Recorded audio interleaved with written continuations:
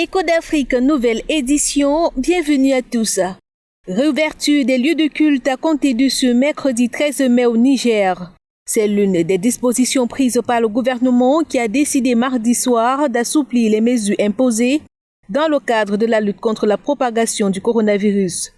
Les autorités de Niamey ont aussi levé le couvre-feu en vigueur dans la capitale Niamey.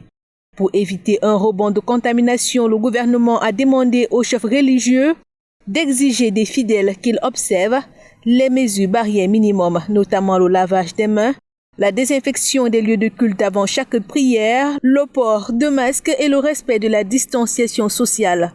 Selon un dernier bilan officiel, le Niger enregistre 854 cas de coronavirus, dont 47 décès. Tentative de mutinerie mardi soir à la prison civile de Lomé au Togo. Des prisonniers, par crainte de se faire contaminer par le coronavirus, ont refusé d'accueillir de nouvelles personnes déférées dans ce pénitencier. C'est que dimanche, sur 283 détenus testés, 19 se sont révélés positifs. La détection de ces cas a jeté un vent de peur dans cette maison d'arrêt surpeuplée qui abrite près de 1500 détenus, lesquels réclament désormais leur libération ou du moins leur délocalisation pour se protéger de la maladie. Pendant ce temps, en Côte d'Ivoire, les autorités misent sur le dépistage massif pour endiguer la pandémie de coronavirus. L'ambition du ministère de la Santé est d'atteindre le cap d'environ 1000 à 1500 personnes testées par jour afin de dépister les malades, de les isoler et de les traiter. Dans la capitale économique Abidjan, qui concentre 98% des cas recensés dans le pays, 6 centres de prélèvement sur 13 sont déjà opérationnels.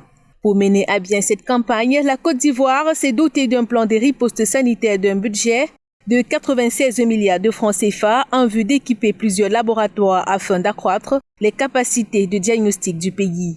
Selon les chiffres avancés pour la seule journée du 12 mai, 127 nouvelles cas de Covid-19 ont été identifiées sur 506 échantillons prélevés, portant à 1857 cas confirmés et 27 décès en Côte d'Ivoire.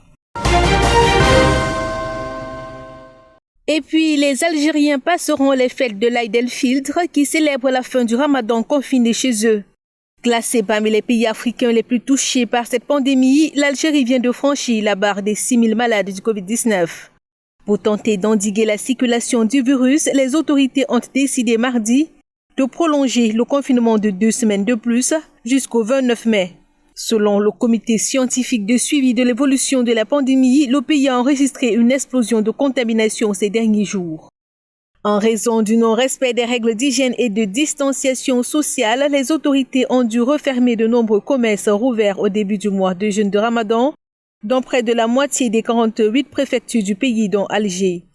Afin de vaincre cette maladie, le gouvernement algérien a annoncé la fourniture de 7 millions de masques de protection par semaine aux populations.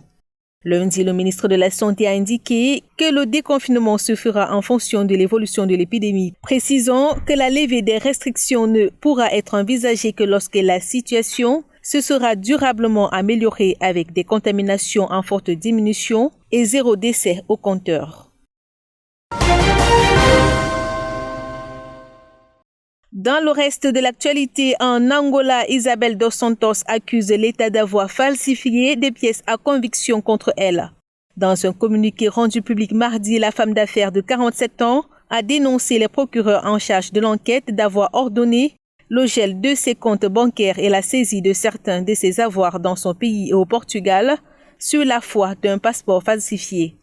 En réponse, le parquet général de Luanda a aussitôt démenti ces accusations qu'il a qualifié de plaisanterie, rajoutant que le passeport présenté comme faux par la fille de l'ex-président faisait l'objet d'une enquête pour vérifier son authenticité et que le gel de ses avoirs était fondé sur d'autres documents laissant soupçonner des détournements de fonds.